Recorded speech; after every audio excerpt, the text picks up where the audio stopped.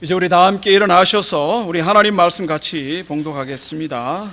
우리 오늘은 요한 1서 1장 5절부터 10절 말씀까지 봉독하겠습니다.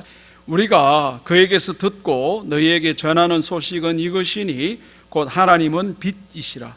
그에게는 어두움이 조금도 없으시다는 것이니라. 만일 우리가 하나님과 사귐이 있다 하고 어두움에 행하면 거짓말을 하고 진리를 행하지 아니함이거니와 그가 빛 가운데 계신 것 같이 우리도 빛 가운데 행하면 우리가 서로 사귐이 있고 그 아들 예수의 피가 우리를 모든 죄에서 깨끗하게 하실 것이요 만일 우리가 죄가 없다고 말하면 스스로 속이고 또 진리가 우리 속에 있지 아니할 것이요 만일 우리가 우리 죄를 자백하면 그는 미쁘시고 의로우사 우리 죄를 사하시며 우리를 모든 불의에서 깨끗하게 하실 것이요 만일 우리가 범죄하지 아니하였다 하면 하나님을 거짓말하는 이로 만드는 것이니 또한 그의 말씀이 우리 속에 있지 아니하니라. 아멘. 우리 오늘은 우리가 서로 사귐이 있고라는 제목을 가지고 하나님 말씀 전가하는데 오늘 우리 제목처럼 사귐, 교제에 대한 말씀을 나누어 볼까 합니다. 저는 교제 이러면 얼른 떠오르는 TV 프로그램이 하나 생각이 납니다. 지금은 더 이상 방송되지 않지만 저 프로그램 김제동의 톡투유 걱정 말아요 그대, 이게 한국에서 한 3년 동안 아주 인기 있는 프로그램이었습니다. 이 방송은 주일날 저녁에 방송이 되는데요, 그 늦은 시간대 방송이지만 많은 사람들이 시청했던 프로그램이고, 저거는 공중파 방송이 아닙니다. 케이블 채널, 돈을 내야 볼 수 있는 채널인데도 많은 사람들이 저 프로그램을 봤다고 합니다. 제가 교제, 사귐이라는 단어를 생각하면 저 방송을 떠올리는 이유는요, 이 프로그램을 보기 위해서 방청객으로 온 사람들의 태도 때문입니다. 이 사람들은요, 여기에 방청하러 왔는데 자기의 고민을 이야기하는 시간이 있어요. 그 고민을 이야기할 때 전혀 알지도 못하고 보지도 못하고 이름도 알지 못하는 사람들에게 자기의 문제를 꺼내놓고 함께 웃고 울고 서로 격려하고 힘을 내라고 박수를 쳐주더라는 겁니다. 그들이 꺼내놓은 이런 그 고민들의 내용을 보면 남편과 아내 사이에 아주 민감한 불편한 내용도 꺼내놓고요, 고부간에 있을 수 있는 그 불편한 문제, 또 직장 상사와 부하 직원 사이에 있을 수 있는 그 어려운 문제들, 또 직장이 구해지지 않고 또 뭐 대학 입시에 낙방했다는 이런 얘기들을 스스럼 없이 내놓더라는 겁니다. 생판 처음 보는 사람인데 그 사람들 앞에서 자기의 아픔과 불편한 내용을 꺼내놓고 함께 울고 웃고 격려하고 박수 쳐주는 이런 일이 있더라는 거죠. 제가 이걸 보면서 저게 가능한가? 적어도 그 수천 수만 명이 보고 있는 방송에서 또 그 방송을 보고 있는 사람들 가운데 자기를 알고 있는 사람이 있을 텐데 그 사람의 입방아에 오르내릴 것을 분명히 알면서도 자기 속에 있는 그 아픈 이야기들을 꺼내놓더라는 겁니다. 다른 시청자와 달리 저는 목사이기 때문에 이것을 시청하면서 적잖은 충격과 당황스러움이 있었습니다. 그 이유는 이 사람들은 이게 가능한데 왜 우리 믿는 성도들끼리는 말이 새나갈까 봐 이런 걸 두려워하면서 왜 자기의 삶을 하나 꺼내놓지 못할까? 왜 자기의 마음을 하나 열어놓지 못할까? 분명히 사회생활하면서 녹록지 않고 즐겁지만은 않았을 텐데 그 삶이 참 힘겹고 무겁고 불편하고 답답한 일이 있었을 텐데, 그런데 교회만 오면 아무 일 없었다는 듯이 모든 걸 감추고 숨기고 예배드리고 왔다가 또 그대로 돌아가더라는 겁니다. 여러분, 교회에 와서 우리 믿는 자들끼리 하나님을 아버지라 모시고 우리는 한 형제 됐다고 그렇게 고백을 하면서도 자기의 그 속상한 문제, 아픈 문제들을 꺼내놓고 서로 위로하고 힘내라고, 내가 실수했다고, 내가 잘못했다고, 그러니까 이렇게 서로 이야기도 해줄 수 있고 박수 쳐주고 이렇게 위로를 해야 되는데, 왜 신자들끼리 서로 이런 희노애락을 꺼내놓고 울고 웃고 할 수가 없는지, 이게 참 안타까웠다는 겁니다. 그래서 저는 오늘 성경에서 가르치고 있는 이런 사귐, 이 교제에 대한 말씀을 좀 나눠볼까 합니다. 성경에서 이런 사귐에 대해서, 교제에 대해서 도대체 뭐라고 말하고 있을까요? 제가 전에 사역했던 교회에 출석한 지 얼마 되지 않은 형제님 한 분이 있었는데요, 이분에게 제가 우리 교제합시다 이렇게 얘기를 했더니 이분이 저에게 하는 말이, 목사님, 교제는 남녀 간에 이성들끼리 하는 거 아니에요? 이렇게 반문하는 바람에 제가 굉장히 당황했던 적이 있습니다. 그럴 수 있겠구나. 아직 신앙생활 하신 적이 오래되지 않으신 분이나 아직 구원의 확신이 없는 분들은, 이제 막 교회에 출석한 분들은 이 교제한다, 사귄다는 이런 말이 좀 생소할 수 있겠구나. 오늘 이 교회에서 이 사귐이라는 이 단어, 이 교제라는 이 단어가 도대체 무엇을 의미하는가를 우리가 좀 생각해 보는 게 중요합니다. 먼저 오늘 이 교제라는 말 속에 들어있는 깊은 의미를 이해하기 전에 우리가 그냥 상식적으로 이해하고 있는 이런 교제, 사귐에 대해서 좀 생각을 해봅시다. 성경에서 교제, 사귐은 헬라 말로 코이노니아라고 하는데요, 이 코이노니아를 영어로 번역하면 펠로우십입니다. 몇몇 그리스도인들은 이 교제, 사귐을 예배 마치고 밥 먹는 걸로만 이해를 하는데, 그게 틀린 건 아니지만 그거는 교제의 아주 지극히 작은 부분입니다. 교제는요, 그것보다 훨씬 더 큰 의미를 가지고 있습니다. 성경에서 교제를 정의하자면 교제는요, 삶을 함께 나누는 걸 의미합니다. 직접 실제적으로 섬김과 나눔과 사랑을 하고 서로 위로하고 격려하는 거죠. 우리 교제는요, 반드시 내 몸이 동참이 돼야 돼요. 내 몸이 같이 가서 섬기고 나누고 사랑하는 거, 이게 교제라고 하는 겁니다. 이런 정의를 그대로 구현했던 성경의 예가 나오는데 사도행전 2장에 나오죠. 사도행전 2장에 보니까 신자들이 서로 돕고 섬기고 사랑하기 위해서 모든 물건을 통용을 하고 재산과 소유를 팔아서 필요가 있는 사람들에게 나눠주고 자기 소유를 조금 더 자기 것이라고 주장하지 않았다고 기록합니다. 그리고 이들은요, 성전의 같은 마음을 가지고 성전에 모이기를 힘썼을 뿐만 아니라 각 가정의 집에도 모여가지고 함께 떡을 떼고 삶을 나누고 기도 제목을 나누고 서로 위로하고 희노애락을 나누는 시간을 가졌다고 말하고 있습니다. 오늘 우리가 읽은 이 말씀에 보면요, 자주 등장하는 단어가 있습니다. 우리 3절에 보면 우리와 사귐이 있게 하려 합니다. 또 6절 말씀에 보면 만일 우리가 하나님과 사귐이 있다고 하면, 또 우리 7절에 그가 빛 가운데 계신 것 같이 우리도 빛 가운데 행하면 우리가 서로 사귐이 있고, 그 요한 사도는요, 자신이 목회하는 교회의 성도들에게 이 사귐, 이 교제가 도대체 뭘 의미하는지를 좀 가르쳐 주려고 했습니다. 오늘 우리 이 말씀을 근거로 보면 성도들은 적어도 2가지 사귐을 해야 된다. 첫 번째 사귐은 하나님과의 사귐입니다. 우리 성도들은요, 반드시 2가지 사귐을 해야 되는데, 첫 번째는 하나님과의 교제, 하나님과의 사귐입니다. 우리 6절 보세요. 만일 우리가 하나님과 사귐이 있다 하고, 저 뒷구절은 나중에 설명해 드릴게요. 만일 우리가 하나님과 사귐이 있다라는 이 구절을 한번 보세요. 정말 놀라운 선언이지 않습니까? 여러분, 어찌 사람이 하나님과 사귈 수가 있습니까? 성경은 분명히 얘기합니다. 사람은 하나님과 사귈 수 있다고. 그러면 어떻게 하면 하나님과 사귈 수 있을까요? 여러분, 단순하게 한번 생각해 보세요. 누군가가 사귀려면 그 사귐의 대상을 알아야 됩니다. 길거리에 가는 사람 붙들고 사귀자 할 수 없잖아요.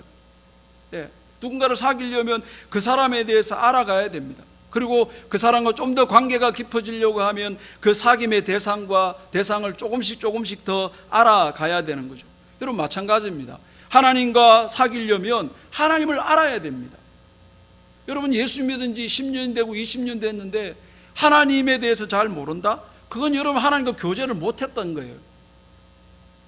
내가 그렇게 신앙생활 오래 했는데 하나님이 누군가를 말할 수 없다? 그거는 여러분 하나님을 여러분들이 알려고 생각이 없었던 거죠. 그래서 여러분, 오늘 본문에서 이 하나님을 알아야 되는데 하나님을 뭐라고 정의하고 있습니까? 우리 5절 한번 보세요. 우리가 그에게서 듣고 너희에게 전한 소식은 이것인데, 하나님은 뭐라고요? 하나님은 빛이라고 말합니다. 여러분, 요한은 이 성도들에게 하나님이 어떤 분인가를 가르쳐 주는데 하나님은 빛이라고 말합니다. 그런데 요한은 그럼 하나님 빛이라는 걸 어디서 듣고 알았을까요? 5절 보세요. 우리가 누구에서 듣고? 그에게서 듣고. 이 그가 누굴까요? 예수 그리스도입니다. 요한은 하나님의 아들 되신 예수로부터 직접 하나님이 어떤 분이라는 걸 들었어요. 그럼 이거는 사실인 거예요. 예수님이 요한에게 직접 가르쳐 주기를 하나님은 빛이라고 그렇게 가르쳐 줬다는 거죠. 그러면 그래서 여러분 우리가 하나님과 사귐을 가지려면 이 하나님을 알아야 되는데 이 하나님이 어떤 분인가를 설명하려고 하나님은 빛이라고 설명을 하고 있습니다. 여러분 빛의 특징은 뭘까요? 빛의 특징은요, 빛은 자신을 숨기거나 감출 수 없다는 겁니다. 여러분 아무리 칠흑 같은 어둠 속에서도 빛이 비춰지면 이건 빛은 드러나는 특징이 있거든요. 제가 군복무할 때 저는 철제 가까운 데서 군복무를 했기 때문에 경계근무 나갈 때 꼭 저는 담배를 안 피니까 꼭 주의를 주는 사항이 있습니다. 담배 피지 말라고. 여러분 이 담배불이요, 그 깜깜한 칠흑 같은 어둠 속에서 이 담배불이 100m까지 간대요. 이 불꽃이 100m에서도 관측할 수 있다는 거예요. 그러니까 총 맞지 않으려면 피지 말라는 거예요. 근데 꼭 말 안 듣고 피는 인간들이 있어요. 여러분 이 빛의 특징은요, 감출 수가 없다는 겁니다.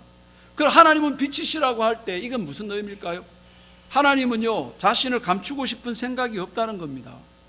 하나님은 숨어 계시는 분이 아닙니다. 하나님은 언제든지 자신을 드러내고 싶어 하시는 분이고 알리고 싶어 하시는 분이라는 거죠. 그래서 사실 우리가 읽고 있는 이 성경은 하나님 자신이 어떤 분인가를 드러낸 결과물이 이 성경입니다. 그래서 하나님 자신을 드러내기 위해서 우리에게 성경을 주신 것인데, 우리가 하나님을 더 알아가려면 이 성경을 배우고 이 성경을 읽어야 되죠. 그 다음에 하나님께서 또 자기 자신을 드러내기 위해서 알리는 방법으로 어떻게 쓰셨나? 그건 여러분 하나님은 이 세상 만물을 통해서 자신을 알립니다. 우리 로마서 1장에 보면 하나님은 자신을 어떻게 드러내 보이신다고요? 하나님을 알만한 것이 그들 속에 보이는데 저 그들이 뭐냐 하면 봤더니 20절에 그가 만드신 만물들, 이게 그들이에요. 하나님이 만드신 만물 속에 하나님이 어떤 분인가를 하나님은 드러내셨다라는 거예요. 그래서 여러분 좀 눈이 열리고 좀 관심이 있는 사람은 이 자연 만물을 바라보면서 이 돌아가는 상황을 보면서 우리가 참 어메이징하다, 와 정말 하나님 대단하다, 이렇게 우리가 하나님을 고백하고 하나님을 찬양할 수 있게 되어지는 것입니다. 눈이 열린 사람은요 세상 돌아가는 걸 보면서 야 진짜 하나님 일하고 계시구나, 이걸 느낄 수 있는 거죠. 이 마지막으로 하나님은 어떻게 자신을 드러내셨냐면 예수 그리스도를 통해서 자신을 드러내셨어요. 하나님을 알려면, 하나님이 어떤 분인가를 구체적으로 알려면 예수님을 보셔야 돼요. 예수님이 말씀이 육신을 입고 이 땅에 오셔가지고 하나님은 이런 분이라는 걸 드러내 주셨어요. 그래서 요한복음 14장 보세요. 이 빌립이 어느 날 와가지고 예수님 주여, 하나님 아버지를 보여달라는 거예요. 그러니까 예수님이 뭐라고 대답합니까? 빌립아, 내가 이렇게 오랫동안 너와 함께 있었는데 아직도 모르겠냐? 나를 본 자는 아버지를 봤다, 이렇게 말씀합니다. 여러분 우리가 하나님을 알려면요 예수님을 보셔야 돼요. 예수님이 이 땅에서 행하시고 가르치신 그 모든 것을 우리가 공부하면서 우리는 하나님이 어떤 분인가를 알 수가 있습니다. 이렇게 하나님은 빛으로 자기를 감추고 싶은 생각이 없습니다. 하나님은 자기를 드러내십니다. 그런데 문제는요 이 인간이 이런 하나님을 보지 못하고 이해하지 못한다는 겁니다. 왜 그럴까요? 그건요 죄가 인간의 눈을 가렸기 때문입니다. 인간은 이 죄 때문에 하나님을 알아보는 능력을 상실했습니다. 그래서 요한복음 1장에 인간이 하나님을 알아보지 못해서 능력을 상실한 상태를 이렇게 설명하죠. 5절 보세요. 빛이 어둠 속에 왔는데 이 어둠이 깨닫지를 못하는 거죠. 이게 인간의 현실입니다. 빛이 비쳤지만, 빛 대신 그분이 이 땅에 오셨지만은 사람의 눈이 어두워서 그 빛을 보지 못하고 알지 못했다고 말합니다. 그래서 이제 9절 보세요. 참빛 곧 세상에 와서 각 사람에게 비추는 빛이 있었는데 그가 세상에 계셨는데 세상은 그를 알지도 못하고 영접하지도 못했다, 이렇게 말씀하고 있습니다. 여러분 하나님은 자신을 감추지 않고 끊임없이 자기 자신을 드러내는데 인간이 문제죠. 인간이 빛 대신 하나님을 보지를 못하는 겁니다. 이게 인간의 현실입니다. 그러면 우리가 이런 질문을 해야 돼요. 그러면 나는 어떻게 하나님을 보게 됐을까? 나는 어떻게 하나님을 알게 됐을까? 나는 어떻게 해서 오늘 이 자리에 하나님을 감각하고 이 자리에 예배드리러 나왔냐는 거죠. 도대체 나에게 무슨 일이 벌어졌을까요? 우리 모두는 죄로 인해서 눈이 가려워서 빛이 비쳤지만 그 못 알아본다고 했는데, 그러면 도대체 나에게는 무슨 일이 벌어졌나는 거예요. 요한복음 1장 10절 보세요. 그가 세상에 계셨는데 세상은 그로 말미암아 지음받았지만 세상은 알아보지도 못하고 영접하지 못. 이게 현실이에요. 이게 인간의 현실이라. 그런데 우리에게는 놀라운 일이 벌어졌다는. 그게 뭐냐? 우리 12절 보시면 영접하는 자 곧 그 이름을 믿는 자들이에요. 그러니까 한글 성경이 다 좋은데 꼭 저걸 접속사 but and 이런 걸 빼놓고 번역을 했다는 거예요. 그러니까 영어 성경은 정확하게 다 알아보지 못했는데 but 그렇지만 알아보는 사람이 있더라는 거예요. 이 사람은 어떤 사람이냐? Who were born. 그 사람은 어떤 사람이냐? 태어났는데 어떻게 태어났느냐? Not of blood. 혈통으로 된 게 아니라는 거죠. Not of the will of the flesh. 육체로 된 것도 아니고, nor of the will of man. 사람의 뜻으로 된 게 아니라 We were born of God. 우리는 하나님이 낳아주셨다라는 거예요.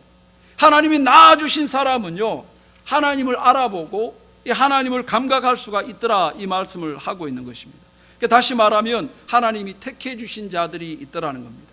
오늘 저와 여러분이 이 자리에 있는 것은 우리 혈통으로 된 것도 아니고 사람의 의지로 된 것도 아니고요, 하나님이 낳아주셨기 때문에 우리가 이 자리에 있는 것입니다.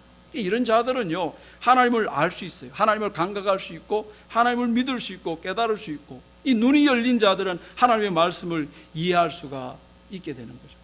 두 번째로 여러분, 빛의 특징은요, 감추고 숨은 것을 드러낸다는 것입니다. 여러분, 병원에서 사용하는 엑스레이라든가 CT라든가 MRI 이런 건 다 빛의 한 종류입니다. 이걸 사용해 가지고 숨어 있는 걸 드러내죠. 우리 몸 속에 있는 숨어 있는 암을 드러내고 또 뼈 속에 들어 있는 그 좋지 않는 이런 것들을 다 드러내는 거죠. 여러분, 하나님은 빛이시라는 이 말씀 속에 하나님은 인간의 어두움을 드러내신다는 거죠. 하나님은 왜 인간의 어두움을 드러낼까요?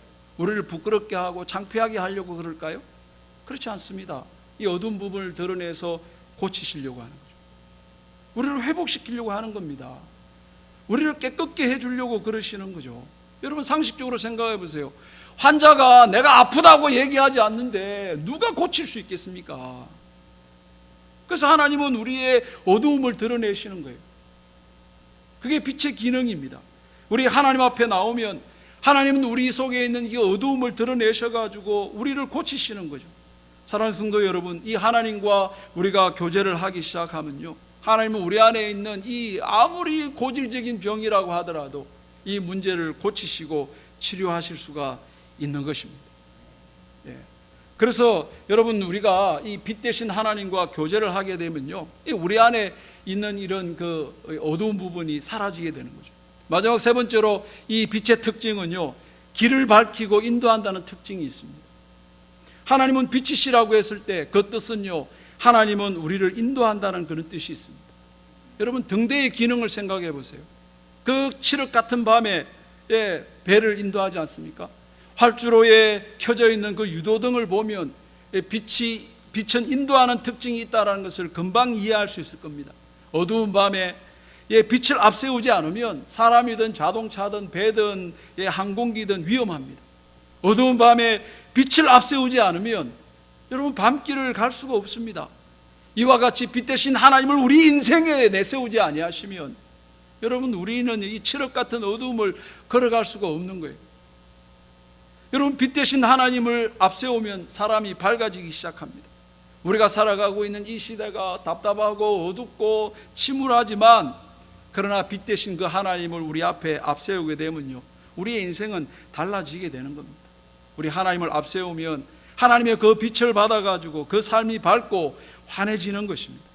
오늘날 여러분, 인간의 문제가 뭐냐면 이런 하나님을 앞세우지 않는 거죠. 이런 빛 대신 하나님을 앞세우지 않고 자기가 주인 되어 자꾸 살아가니까 인생의 문제가 꼬이는 겁니다. 그 시편 110편 말씀 보세요. 사람이 흑암과 사망의 그늘에 앉으며 곤고와 쇠사슬에 매이는 이유가 뭐라고 말합니까? 그건 하나님의 말씀을 거역하고 지존자의 뜻을 멸시하기 때문이랍니다. 여러분, 하나님의 말씀을 자꾸 거역하고 하나님의 뜻을 자꾸 거절하게 되면요, 사람은 어두운 가운데 머물러 있을 수밖에 없습니다. 그리고 저기 쇠사슬에 매이고 인생이 공고해진다고 말씀하고 있지 않습니까? 그러나 빛 대신 하나님을 우리가 앞세우게 되면 우리의 인생은 밝아지는 겁니다. 그렇게 해서 여러분, 우리가 이 성도들은 하나님과 이런 교제, 이런 사귐이 있어야 됩니다. 이 사귐을 위해서 하나님은 자신이 누군가를 드러내 주시는데, 오늘 읽은 말씀에 보니까 하나님은 빛이시라고 말합니다. 이 빛 대신 하나님의 뜻은 뭐죠? 하나님은 자신을 감추고 싶은 생각이 없습니다. 하나님은 언제든지 열어서 하나님이 누군가를 드러내 보이시려고 하는 겁니다. 어떻게 드러내십니까?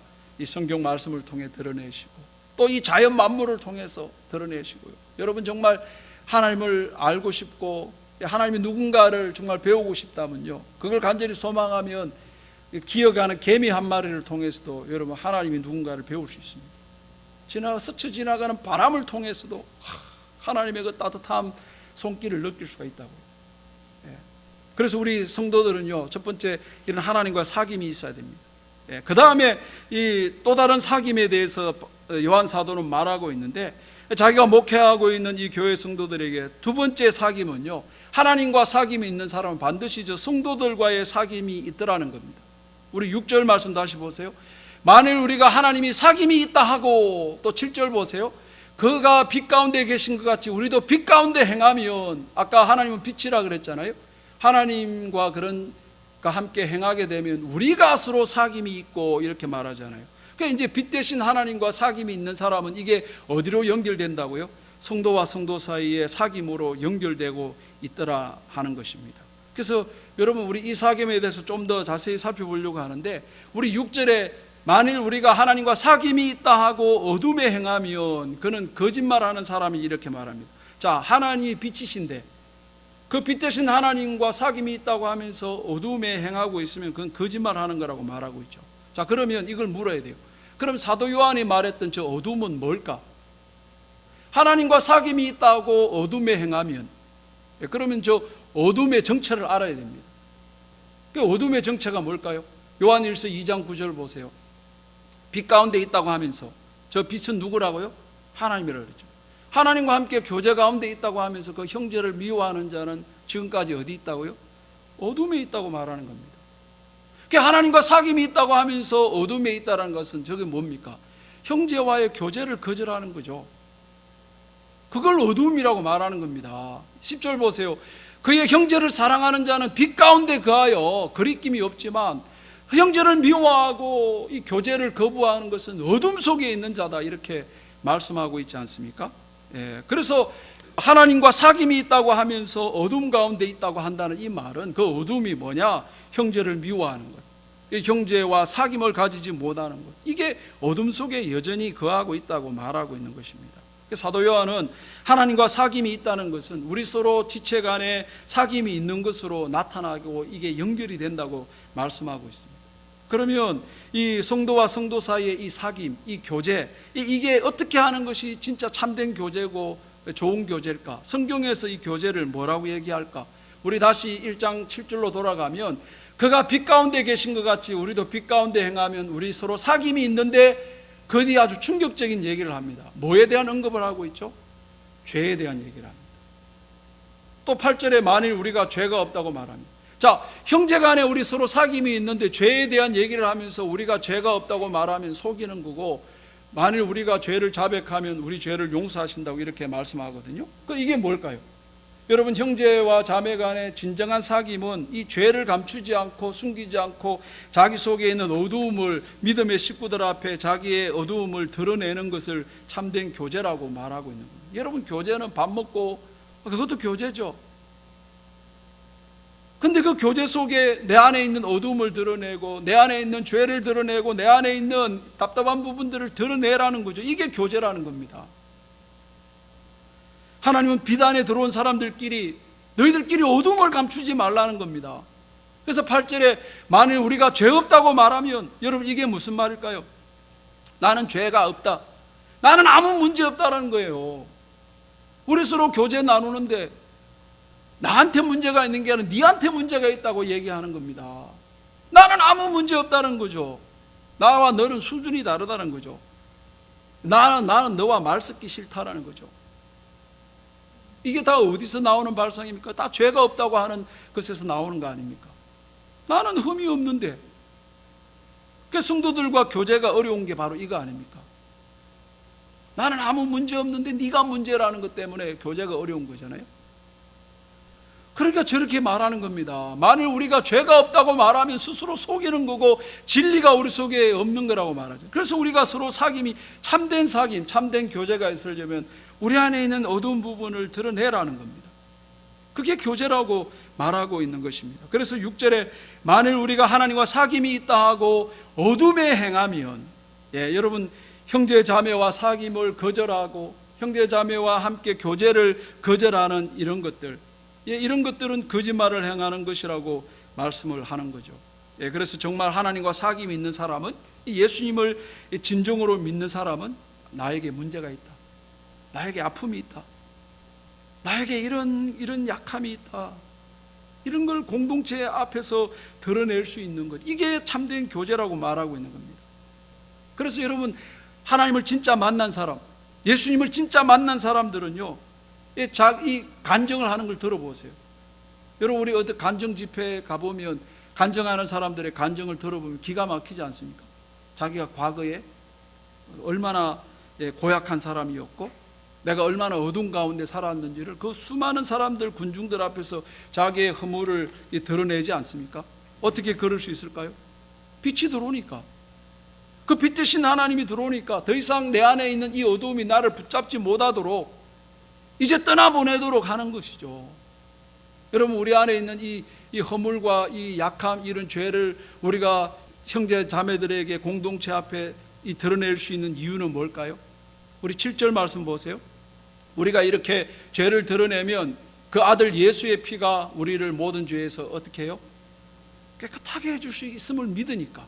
그리고 9절도 보세요. 만일 우리가 우리 죄를 자백하면 하나님 우리를 깨끗게 해주실 것을 믿으니까 이것을 드러낼 수가 있는 거예요. 이것을 우리 주님을 믿는다고 하는데 당최 그 사람 속을 모르겠다 하는 사람은 여러분, 그 예수님 잘 믿는 거 아닙니다. 신앙생활 잘하고 있는 게 아니라고요. 예수님을 몇십 년 믿었다고 하는데 아직도 형제와 자매들 사이에 마음을 열지 못한다? 여러분, 그거는 뭔가 속이고 있는 겁니다. 이게 제 얘기가 아니라 성경에서 말하고 있는 거잖아요. 이런 사람들은 자신과 하나님과의 관계는 신실하다고 말할지 모르지만 성경은 여전히 너는 아직도 어두움 가운데 있다고 말씀하고 있습니다. 여전히 빛 대신 하나님과 교제가 없는 사람이라고 말씀하고 있습니다. 여러분, 하나님의 빛이 우리 안에 들어오게 되면요, 우리를 감출 수가 없습니다.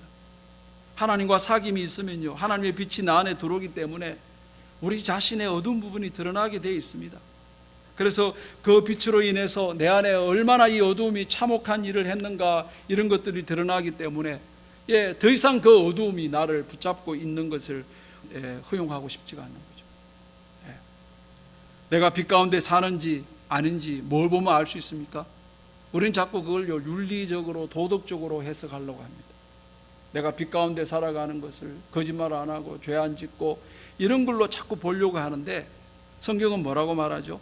내가 빛 가운데 사는 것은 나를 드러낼 수 있는가 아닌가로 나타난다고 말하고 있는 거죠.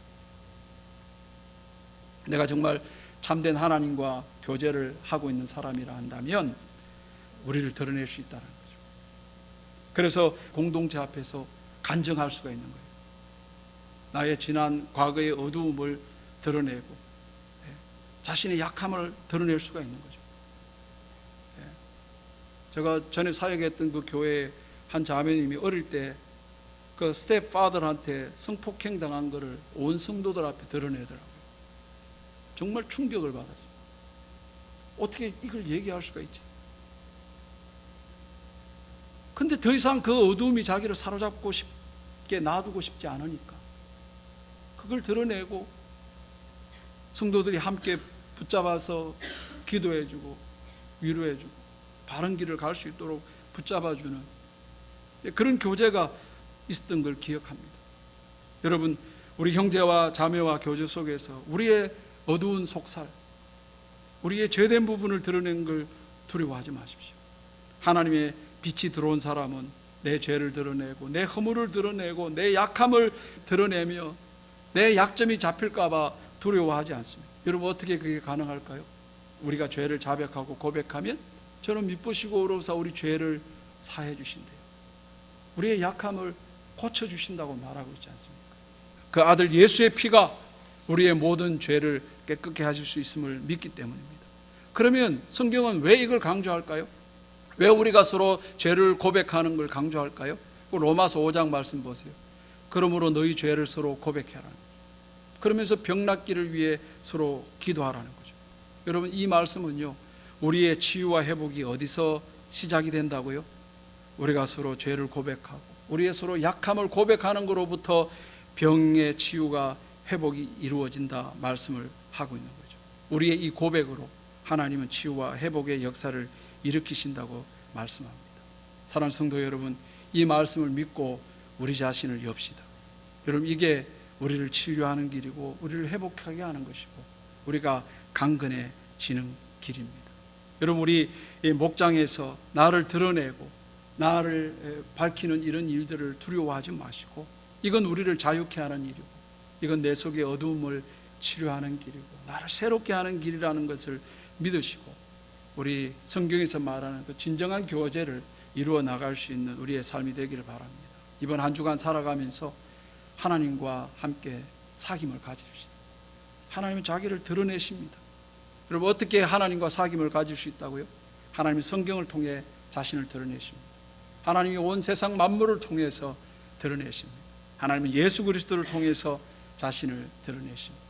이런 하나님과 사귐이 있으셔야 돼요. 두 번째, 이런 하나님과 사귐이 있는 사람은 당연히 성도들과의 사귐이 이어지더라는 거죠. 여러분, 십자가 보세요. 십자가는 위로만 있는 게 아니라 뭐도 있죠? 옆으로도 있습니다. 하나님과 나와의 사귐이 있으면 반드시 이웃과 나와의 사귐이 반드시 있는 겁니다. 이게 진정한 사귐이고 교제라고 성경은 말씀하고 있습니다. 이번 한 주간 이런 사귐과 교제가 풍성히 이루어질 수 있는 한 주가 되는 저와 여러분이 되기를 간절히 축원합니다. 우리 다 함께 일어나셔서 우리 이 찬양을 한번 합시다. 주 안에 우리는 하나입니다. 우리 모습은 달라도 우리 모두가 예수님 한 분 바라고 있지 않습니까? 우리 사랑과 선행으로 우리 서로를 격려하면서 따뜻함으로 보듬어가는 우리 공동체 되기를 바랍니다.